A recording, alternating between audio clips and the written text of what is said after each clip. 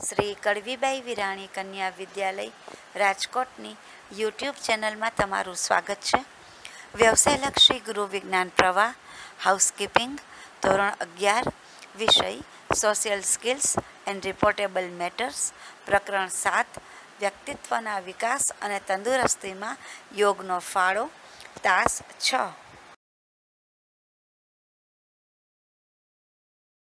વિદ્યાર્થી મિત્રો, વ્યક્તિત્વના વિકાસ અને તંદુરસ્તીમાં યોગનો ફાળો આ પ્રકરણમાં અત્યારે આપણે વિવિધ પ્રકારના પ્રાણાયામ વિશે વાત કરીએ છીએ.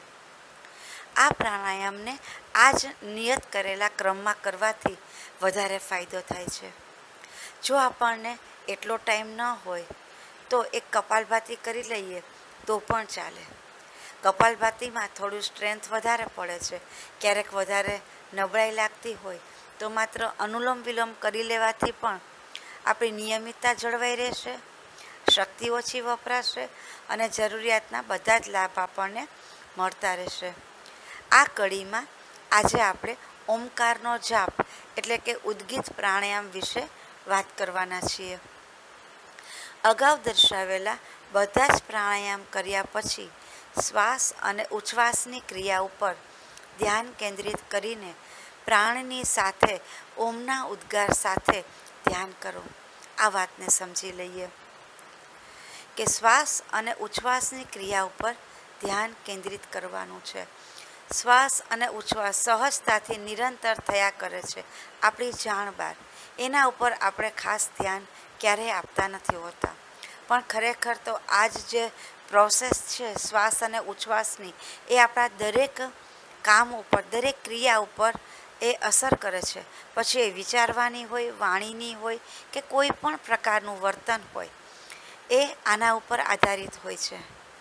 આપણા શરીરના દરેક અવયવ પણ યોગ્ય રીતે કામ કરી શકે એના માટે આ શ્વાસ અને ઉચ્છ્વાસની ક્રિયા નિયમિત અને યોગ્ય રીતે થતી હોય, એક સરખી રીતે, એ બહુ જરૂરી છે. માટે આ પ્રાણાયામમાં એના ઉપર ધ્યાન કેન્દ્રિત કરવાનું છે. આપણે જો ચેક કરીએ તો આપણા શ્વાસ અને ઉચ્છ્વાસ દરેક એક સરખા લંબાઈના હોતા નથી. એ સૂચવે છે કે આપણી વિચારની જે ગતિ છે એ બેલેન્સ્ડ નથી. ટેન્શનમાં છે એ પણ શ્વાસ અને ઉચ્છ્વાસની ગતિ અલગ હોય છે. ક્યારેક આપણે ડિપ્રેશનમાં હોઈએ તો પણ એ ઓછી થઈ શકે છે. તો આ જે વધઘટ છે કે અલગ અલગ માત્રાના કે લંબાણના જે શ્વાસ ઉચ્છ્વાસ છે એ આપણા વિચારને અસર કરતા હોય છે અને એ આપણી માનસિક સ્થિતિને સૂચવે છે. તો તમે પણ આ સાંભળતા અથવા તો વિડીયો પછી પણ માત્ર 1 મિનિટ પૂરતા તમારા શ્વાસ અને ઉચ્છ્વાસની લંબાઈને ચેક કરજો. જોજો બધા જ શ્વાસ અને ઉચ્છ્વાસ શું એક સરખા છે. ખ્યાલ આવશે કે આપણે કઈ રીતે અત્યારે આપણા પ્રાણ સાથે કામ કરી રહ્યા છીએ, આપણું પ્રાણનું લેવલ કેટલું છે અને આપણો માનસિક બેલેન્સનું પ્રમાણ છે એ કેવું છે. તો આ રીતે ધ્યાન કેન્દ્રિત કરી હવે સાથે સાથે પ્રાણ તમે જો હવામાં જોશો ક્યારેક સૂર્યપ્રકાશમાં, તો નાના નાના બબલ્સ જેવું તમને દેખાશે. પાણીના એકદમ ઝીણા બિંદુઓ આંટા મારતા હોય એવું તમને લાગશે. આ પ્રાણ તાકાત છે, પ્રાણની શક્તિ છે. એ પ્રાણા તત્વ છે જે આપણા શરીરની અંદર જઈને આપણને એનર્જી પૂરી પાડે છે, જેના કારણે આપણે બધું કામ કરી શકીએ છીએ. તો પ્રાણા ઉપર પણ ધ્યાન કેન્દ્રિત કરવાનું છે, સાથે સાથે શ્વાસ અને ઉચ્છ્વાસ ઉપર પણ કરવાનું છે અને સાથે સાથે ઓમ બોલવાનું છે. અને ધ્યાન આ 3 વસ્તુ પર જ રાખવાનું છે: શ્વાસ, ઉચ્છ્વાસ અને પ્રાણ. સમસ્ત બ્રહ્માંડ ઓમકારમય છે. જ્યારે આ બ્રહ્માંડની રચના થઈ હતી ત્યારે કહેવાય છે કે સૌપ્રથમ ઓમકારનો નાદ થયેલો. ઘણી બધી જગ્યાએ વિશ્વના કુદરતી બધી જે રચનાઓ છે એમાં આપણને ઓમ આકાર દેખાય છે. આપણા મુખાકૃતિમાં પણ અનેક જગ્યાએ ઓમ આકાર આપણને દેખાતો હોય છે.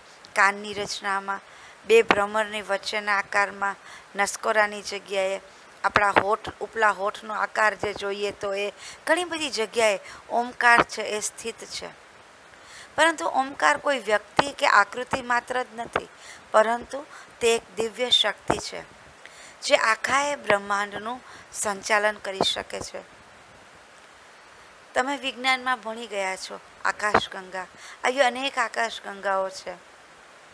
આ બધી નિયમિત એકબીજાને ડિસ્ટર્બ કર્યા વગર પોતપોતાની રીતે કામ કરે છે. પોતપોતાના સ્થાન ઉપર એ પોતપોતાની ગતિએ પોતાનું કાર્ય કરે છે. આ બધાનું સંચાલન કોણ કરે છે? તો કોઈ એક એવી દિવ્ય શક્તિ છે જે આપણે માનવી પડે કે જે સમસ્ત બ્રહ્માંડનું સંચાલન કરી શકે છે. તો એ આ ઓમકારની શક્તિ માનવામાં આવે છે અને જેના ઉપર આપણે ધ્યાન કેન્દ્રિત કરવાનું છે. યોગના પહેલા તાસમાં જ આપણે વાત કરેલી કે યોગ એટલે જોડાણ. તો એ જોડાણ કોની સાથે? આ ઓમકારમય શક્તિ સાથે, વૈશ્વિક ચેતના સાથે, આપણી પોતાની સાથે. કારણ કે જ્યારે આ જોડાણ શક્ય બનશે ત્યારે આપણને ઉપરથી એક પ્રકારનું ગાઈડન્સ મળશે, માર્ગદર્શન મળશે, જેના અનુરૂપ કામ કરવાથી આપણે આપણા કામમાં વધારે પડતું સાત્વિક તત્વ ઉમેરી શકશું. સાથે સાથે આપણા કામમાં વધારે પડતા આપણે સફળ બની શકશું. તો પ્રાણાયામનું મહત્ત્વ આ રીતે જોતા અદ્ભુત છે, અનમોલ છે.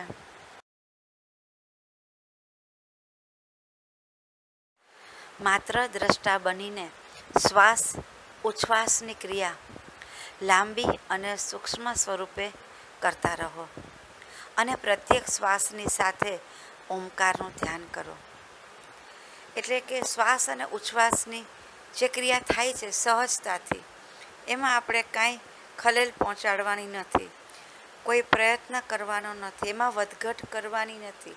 માત્ર દ્રષ્ટા બનવાનું છે, એને ઓબ્ઝર્વ કરવાનું છે કે અત્યારે એની કઈ સ્થિતિ છે. આપણે કશું જ નહીં કરીએ તો એ કુદરતી રિધમમાં ઓટોમેટિક આવી જશે. અને આપણે ખાલી જ્યારે શ્વાસ ભરતા હોઈએ ત્યારે ઓમકારનું ધ્યાન કરવાનું છે. તો અંદર લેતી વખતે ઓમ બોલવાનો છે. શ્વાસ લઈએ તે વખતે અને છોડતી વખતે શ્વાસની ગતિ એટલી સૂક્ષ્મ કે ધીમી હોવી જોઈએ કે તમને પોતાને પણ શ્વાસના અવાજની ખબર ન પડે. અમુક પ્રાણાયામ એવા આપણે આગળ શીખી ગયા કે જેમાં શ્વાસ અને ઉચ્છ્વાસ એટલે કે આપણે પૂરક કરતા હતા એનો પણ એક અવાજ આવતો હતો અને આપણે રેચક કરતા હતા એનો પણ અવાજ આવતો હતો. પણ આ પ્રાણાયામમાં એવું નથી કરવાનું. એકદમ સહજતાથી આપણે આના ઉપર ધ્યાન કરવાનું છે, માત્ર દ્રષ્ટા બનીને. અને શ્વાસની ગતિ એટલી સૂક્ષ્મ અને ધીમી કરી નાખવાની છે, જો વધારે હોય તો થઈ જ જશે ઓટોમેટિક, કે આપણને પોતાને પણ શ્વાસનો અવાજ ન આવે. એટલું જ આપણે એકદમ સહજ અને એકાગ્રચિત થઈ જવાનું છે. આટલું જ કરતાં ખૂબ જ અનમોલ એવી આંતરિક શાંતિની અનુભૂતિ થાય છે અને એને આપણે ફીલ કરવાની છે. આ અનુભૂતિનો વિષય છે, એને હું શબ્દમાં નહીં સમજાવી શકું, પણ જો તમે કોશિશ કરશો તો ચોક્કસ એને અનુભવી શકશો.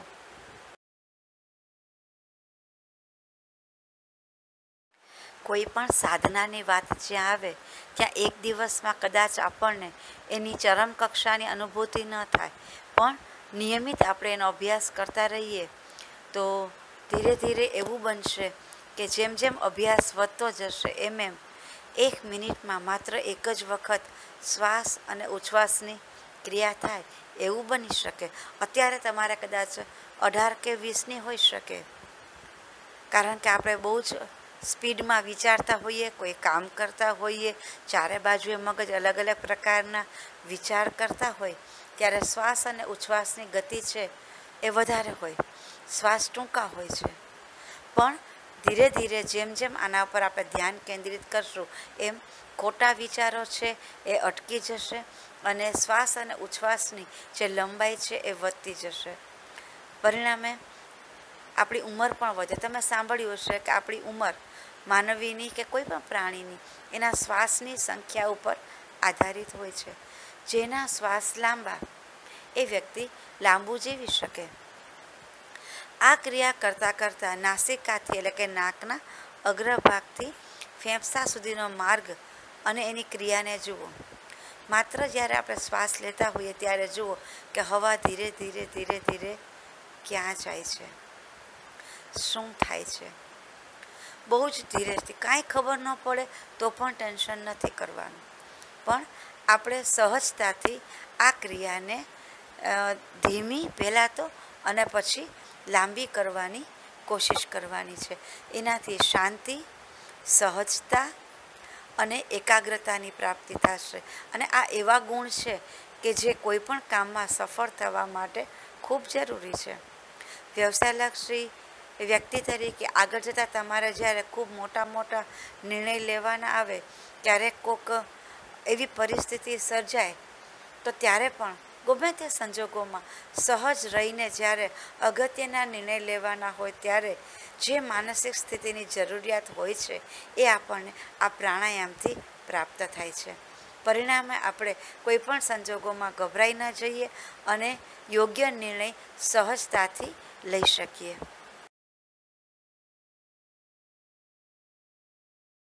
આ પ્રાણાયામની સાધના જ્યારે તમે કરતા હશો ત્યારે શરૂઆતમાં શ્વાસનો સ્પર્શ માત્ર નાસિકાના અગ્રભાગ ઉપર જ અનુભવાશે. એટલે કે નાકના થોડાક ભાગની અંદર સુધી જ તમને હવા અંદર જાય છે એવું લાગશે. પછી શું થાય છે એને ખ્યાલ નહીં આવે. પણ ધીરજ ગુમાવ્યા વગર ધીરે ધીરે જેમ જેમ એનો અભ્યાસ વધતો જશે એમ એમ એના ઊંડાણની અનુભૂતિ પણ થવા લાગશે. આ પ્રાણાયામ કરતી વખતે વેદનો સૌથી મહાન મંત્ર એટલે કે ગાયત્રી મંત્રનો પણ અર્થપૂર્વક જાપ અને ધ્યાન થઈ શકે છે. ગાયત્રી મંત્રના 24 અક્ષર છે એ 24 અક્ષર એ આપણા શરીરના નાના મોટા બધા ચક્ર ઉપર એક સાથે કામ કરે છે. પરિણામે એ દરેક ચક્ર છે એ ક્લીન થાય છે, જાગૃત થાય છે.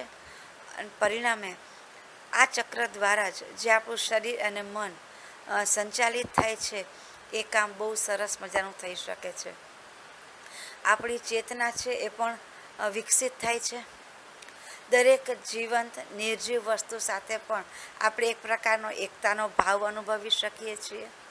આપણે સમગ્ર સૃષ્ટિનો એક એકમ છીએ એ અલગ અલગ રીતે આપણે ફીલ કરી શકીએ છીએ. અને અત્યારે આપણે પોતાની આ એકમ તરીકેની કઈ ભૂમિકા ભજવી રહ્યા છીએ એનો પણ આપણને ખ્યાલ આવી જાય છે. પરિણામે દરેક વસ્તુને આપણે એના સાચા અર્થમાં સમજી શકીએ છીએ. તો ગાયત્રી મંત્રનો જાપ પણ કરી શકાય, ઓમ પણ બોલી શકાય. તો એક મામૂલી જ વસ્તુ કરવાની છે કે શ્વાસ અને ઉચ્છ્વાસ ઉપર ધ્યાન રાખવાનું છે.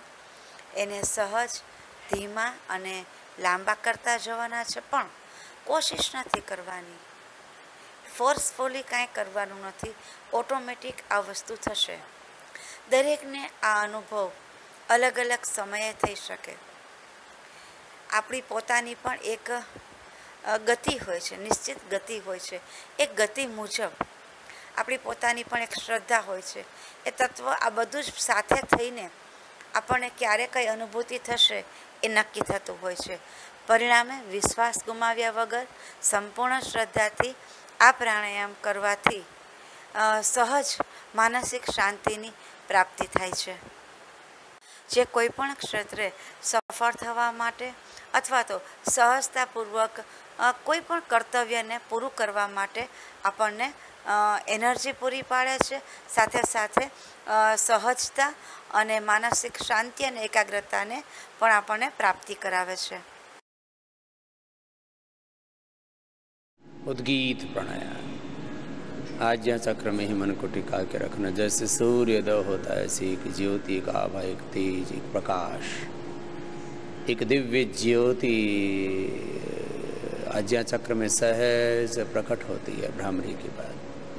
और इसी दिव्य ज्योति में आत्म ज्योति, ब्रह्म ज्योति को अनुभव करते हुए ओंकार ब्रह्म में पूरी तरह से तन्मय होते हुए उद्गीत प्राणायाम.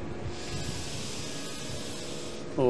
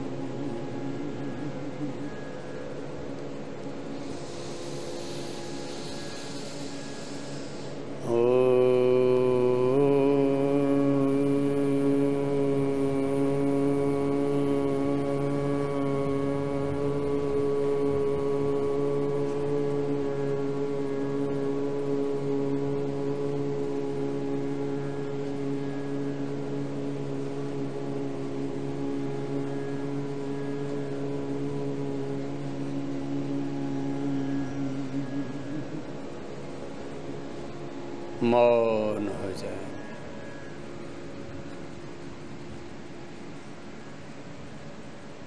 यतो वाचा निवर्तन्ते अप्राप्य मनसा सह बुद्धिश्च निविचेष्टते तामा परमां गतिम्।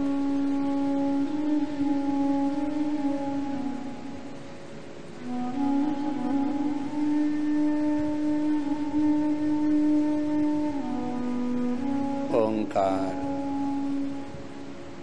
गायत्री, महामृत्युंजय,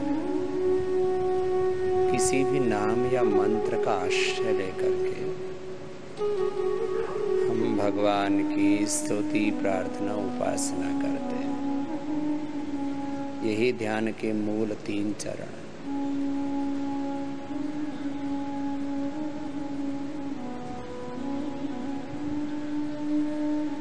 ब्रह्मचारी भगवान से प्रार्थना करें, प्रभु हमें मस्तिष्क से ज्ञानवान बनाओ, हृदय से संवेदनशील बनाओ, शरीर से प्रभु हमें बलवान बनाओ।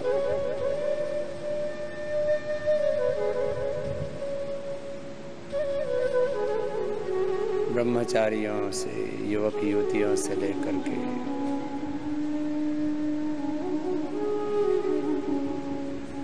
जिसकी जैसी आवश्यकता है, जिसकी जैसी मांग है, जीवन के जिस धरातल पर, चेतना के जिस धरातल पर, जीवन के जिस मोड़ पर हमें खड़े हैं और हमारी जो आवश्यकता है, वैसे ही हम भगवान की स्तुति करें। भगवान तो अनंत गुण कर्म स्वभाव, अनंत ज्ञान, अनंत ऐश्वर्य, अनंत सुख शांति, आनंद युक्त। जिन गुणों की हम स्तुति करते हैं, उन्हीं गुणों से हम प्रभु की स्तुति करते हुए गुण वो हमें भी आ जाए, प्रार्थना करते हुए, और उन गुणों में ही हम स्वयं जीते हुए योग के मार्ग पर, ध्यान के मार्ग पर, भगवान के मार्ग पर आगे बढ़े।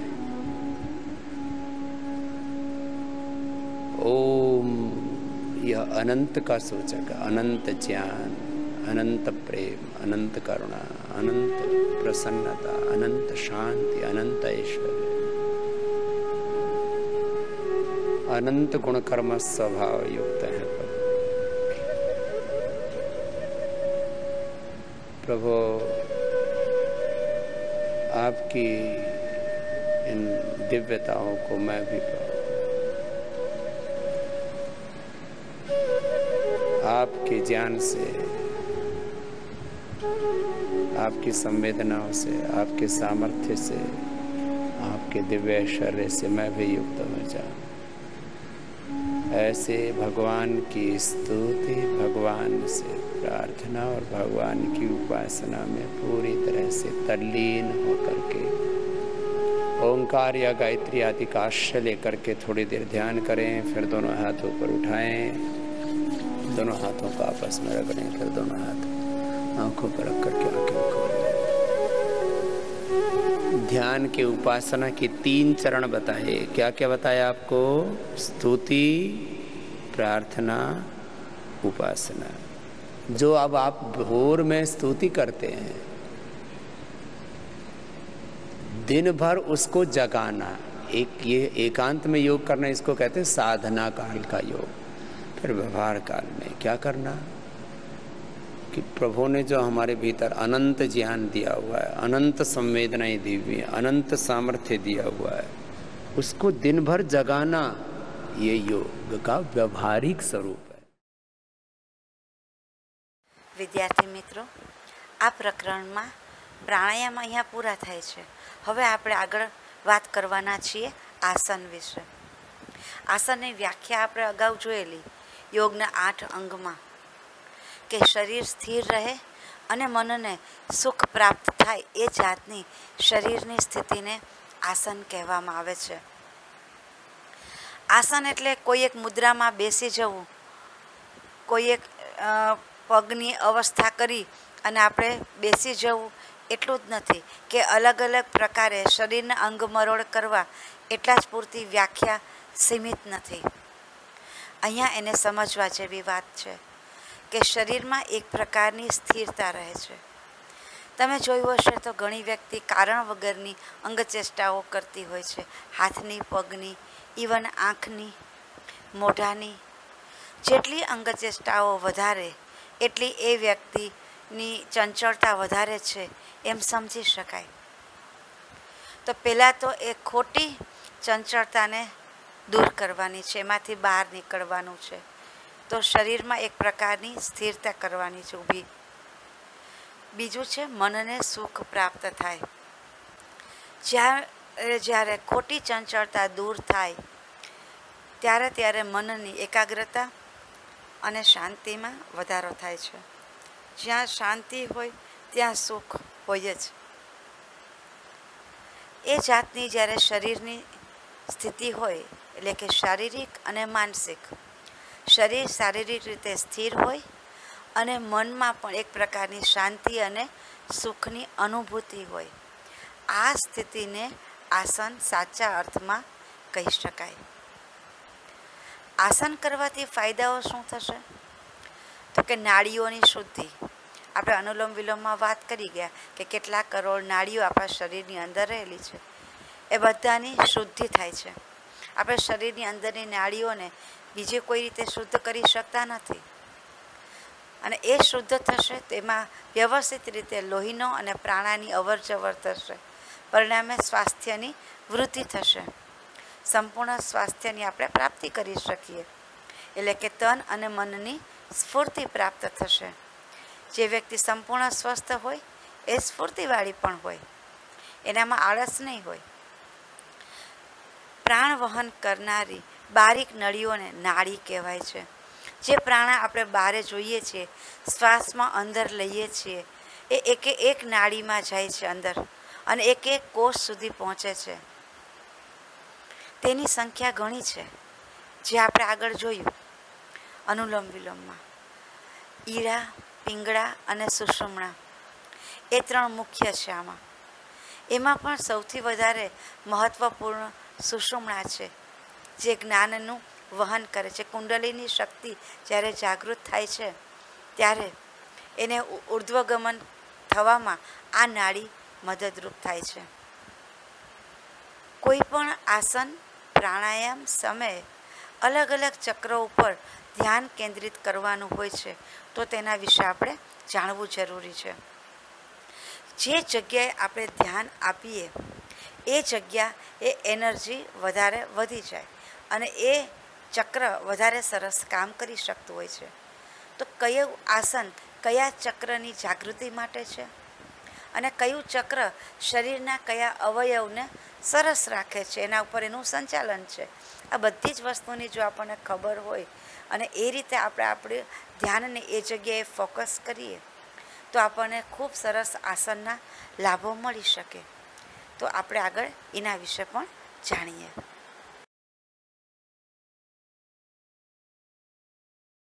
ચક્ર વિશે જ્યારે વાત કરીએ છીએ ત્યારે જેને આ બાબતે બિલકુલ ખ્યાલ ન હોય એને પહેલો પ્રશ્ન એમ થાય કે આ ચક્ર એટલે શું? શરીરમાં આવા કાંઈ ચક્ર હોતા હશે? એવું તો કોઈ એક્સરેમાં આપણને ક્યારેય દેખાતું નથી. પણ આ ચક્ર એ આધ્યાત્મિક શક્તિના કેન્દ્ર છે. એ આપણને સીધી રીતે દેખાતા નથી, પણ એ સ્થૂળ શરીરમાં ચર્મચક્ષુથી ન દેખાય પણ આપણા સૂક્ષ્મ શરીરમાં એ દેખાઈ શકે.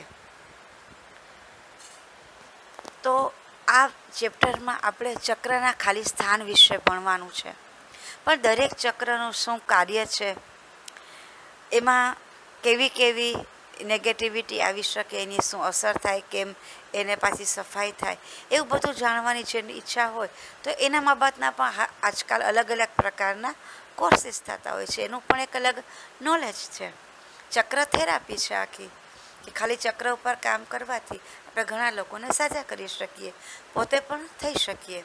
તો એ લોકો એ બાબતે તપાસ કરી આગળ અને એના કોર્સ પણ ભવિષ્યમાં કરી શકે છે.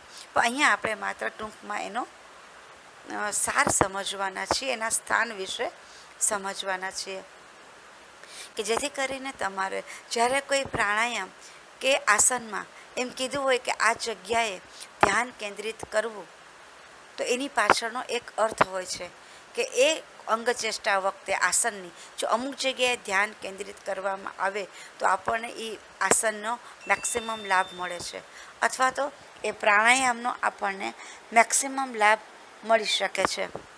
તો એટલી સમજૂતી પૂરતું જ આપણે ખાલી સ્થાન વિશેનો જ પરિચય મેળવવાનો છે. પહેલું છે મૂલાધાર ચક્ર. એ ગુદાની નજીક કરોડના છેલ્લા મણકા પાસે હોય છે. એટલે કે જ્યારે આપણે પેટની સફાઈ કરતા હોઈએ ત્યારે ઉત્સર્જન તંત્રમાં જે છેલ્લું આપણું સ્થાન છે ત્યાંથી નજીક જ કરોડના છેલ્લા મણકા પાસે આ એક મૂલાધાર ચક્ર રહેલું છે. તમે વચ્ચેની આકૃતિમાં જોઈ શકતા હશો, અને લખાણમાં પણ મેં એ ચક્રના જે રંગ છે, એની એનર્જીના જે કલર છે એ મુજબ જ એ ચક્રના નામ લખેલા છે, જેથી કરીને તમને ખ્યાલ આવશે કે કયા ચક્ર વિશે આપણે વાત કરીએ છીએ અને એ કઈ જગ્યાએ રહેલું હોય છે. બીજું છે સ્વાધિષ્ઠાન ચક્ર. એ છે જનનેન્દ્રિયની ઉપર અને નાભીના નીચેના ભાગમાં હોય છે. ત્રીજું છે મણિપુર ચક્ર. એ નાભી કેન્દ્રમાં હોય છે, એટલે કે આપણા ફેફસાથી સેજ નીચે એ આવેલું હોય છે. અનાહત એટલે કે હૃદયમાં એ આવેલું હોય છે, હૃદયની અંદર નહીં પણ હૃદયની પાસે. પાંચમો વિશુદ્ધિ ચક્ર. એ કંઠમાં હોય છે. નંબર 6 આજ્ઞા ચક્ર. બે ભ્રમરની વચ્ચે આવેલું એ હોય છે. સાતમું સહસ્ત્રાર ચક્ર. એ મસ્તકમાં ચોટલીના ભાગમાં આવેલું હોય છે. તો આ ચક્ર જે છે એ દરેક ચક્રને પોતાની એક ખૂબી છે. દરેક અલગ અલગ અવયવો ઉપર પોતાનું સંચાલન નું કાર્ય સંભાળે છે અને એની અસર અલગ અલગ હોય છે, એની ખૂબી અલગ અલગ હોય છે.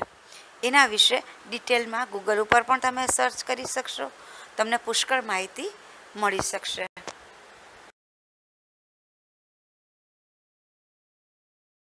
કોઈ પણ કાર્ય કરતી વખતે જો એના માટે ધ્યાનમાં રાખવાની બાબતોની પણ આપણને ખબર હોય તો આપણાથી ઓછી ભૂલ થશે અને આપણે સરળતાથી સફળ પણ થઈશું, એનો વધુમાં વધુ આપણને લાભ મળશે. એવી જ રીતે જ્યારે આપણે આસન કરીએ છીએ ત્યારે પણ અમુક વસ્તુનું ધ્યાન રાખવાનું હોય છે. આજ સુધી કદાચ તમે આસન આ દ્રષ્ટિએ નહીં કર્યા હોય કે કરતી વખતે આ ધ્યાન નહીં રાખ્યું હોય, તો એના વિશે પણ આજે થોડું સમજી લઈએ. પહેલું છે આસન બાદ મૂત્ર ત્યાગ અવશ્ય કરવો, જેથી એકત્રિત થયેલ દૂષિત તત્વો બહાર નીકળી જાય. જ્યારે કોઈ પણ આપણે કસરત કે આસન કરતા હોઈએ ત્યારે રુધિરાભિસરણ છે એ થોડું સ્પીડમાં થવાનું છે. વધારે લોહી ફરશે શરીરમાં, કિડનીમાંથી કચરો એ ગારણ થશે. તો જો આપણે મૂત્ર ત્યાગ કરી દઈએ તો એ દૂષિત કચરો છે એ શરીરની બહાર નીકળી જાય. અંદર રહે તો પણ એ આપણને નુકસાન કરે છે. પરિણામે મૂત્ર ત્યાગ અવશ્ય કરવો. બીજું, આસન કર્યા બાદ થોડું તાજું પાણી પીવું હિતાવહ છે. ઓક્સિજન અને હાઇડ્રોજનમાં વિભાજિત થતા પાણી સંધિ સ્થાનોનો મળ દૂર કરવામાં જરૂરી છે. આ વસ્તુ સમજવા જેવી છે. ઘણી વખત આપણને અમુક આસન કરવામાં તકલીફ પડતી હોય છે. અનેક કારણ છે એના. એમાંનું એક કારણ છે કે આ તો આપણા શરીરમાં સ્થૂળતા વધારે હોય, અથવા તો આપણને કાયમની પ્રેક્ટિસ ન હોય. એક કારણ એ પણ છે કે જોઈન્ટ્સમાં કાંઈ પણ યુરિક એસિડ કે એવા દૂષિત તત્વો ભરાઈ ગયા હોય. તો દરેક જોઈન્ટ્સને સાફ રાખવા પણ જરૂરી છે. અને એ સાફ રાખવામાં આ પાણી છે એ પોતાનો ફાળો આપે છે. આપણને ખબર છે કે પાણીને આપણે H2O ઓળખીએ છીએ. તો આ ઓક્સિજન અને હાઇડ્રોજન જ્યારે અંદર વિભાજિત થાય છે તો એ જોઈન્ટ્સ આગળ જે કચરો ભરાઈ ગયો હોય એને દૂર કરવામાં મદદરૂપ થાય છે. દરેક કાર્ય કરશું પણ સમજીને, એનું સાયન્સ સમજીને. નંબર 3, આસન કરતાં પહેલાં બરાબર માલિશ કરીને સ્નાન કરી લેવું. તો સારી વસ્તુ છે કે માલિશ કરવાથી આપણા સ્નાયુ થોડા ફ્લેક્સિબલ થઈ શકે. શરીર છે સવારના ઉઠીને થોડું અકળાઈ ગયેલું લાગતું હોય તો એમાં થોડો ફેર પડશે. સ્નાન કરી લેવાથી પણ બધા જોઈન્ટ્સને થોડીક હળવી કસરત પણ મળી જશે અને શરીર ઉપરનો કચરો પણ દૂર થઈ જાય છે. અને શરીર તથા મન આસન કરવાના માટે એકદમ ફ્રેશ થઈ જાય છે. આ પણ જરૂરી છે કે આપણે એકદમ ફ્રેશ થઈ પોઝિટિવ એનર્જી સાથે કોઈ કામ કરીએ તો એની અસર છે આપણને અલગ થાય છે. એનો ફાયદો આપણને વધારે સારો મળે છે.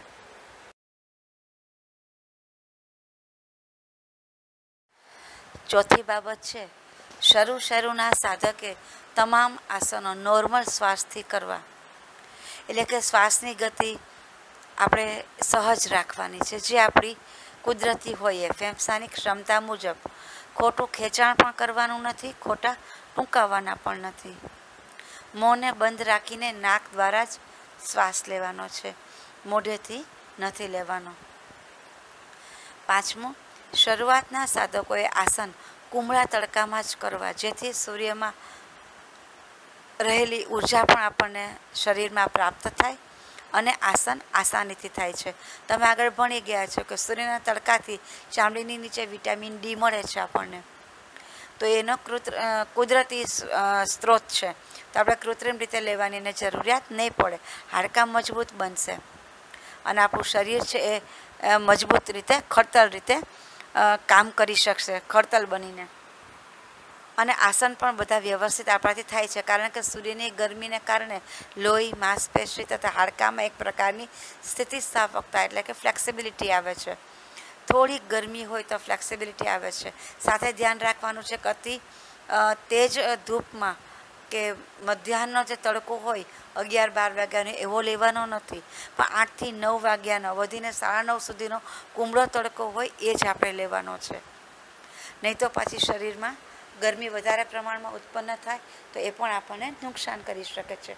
કારણ કે આપણે જ્યારે આસન કરતા હોઈએ ત્યારે પણ શરીરમાં અમુક પ્રકારની ઉર્જા અને ગરમી ઉત્પન્ન થતા હોય છે. બહારની ઉર્જા અને અંદરની ઉર્જા મળીને વધારે પડતી ગરમી ઉત્પન્ન ન થવી જોઈએ. પ્રાણાયામ માટે પણ આપણે આ જ વાત કરી હતી કે કાં આપણે સવારના વહેલા કરી લેવા છે અથવા તો સૂર્યાસ્ત પછી કરવા છે, જેથી કરીને ઠંડકના સમયમાં જ પ્રાણાયામ થાય. કારણ કે પ્રાણાયામ કરતી વખતે પણ શરીરની અંદર એક પ્રકારની ગરમી ઉત્પન્ન થતી હોય છે. આમ આસન કરતી વખતે આટલી બાબતોની જો આપણે ધ્યાન રાખશું તો દરેક આસનનો આપણે મેક્સિમમ ફાયદો ઉઠાવી શકશું અને આપણને નુકસાન પણ નહીં થાય. અને સમજી વિચારીને આસન પાછળનું વિજ્ઞાન સમજીને આપણે આસનને કરવા છે. તો હવે પછીના તાસમાં આપણે વિવિધ આસન કઈ રીતે કરવા, એના ફાયદા શું છે એના વિશે વાત કરશું.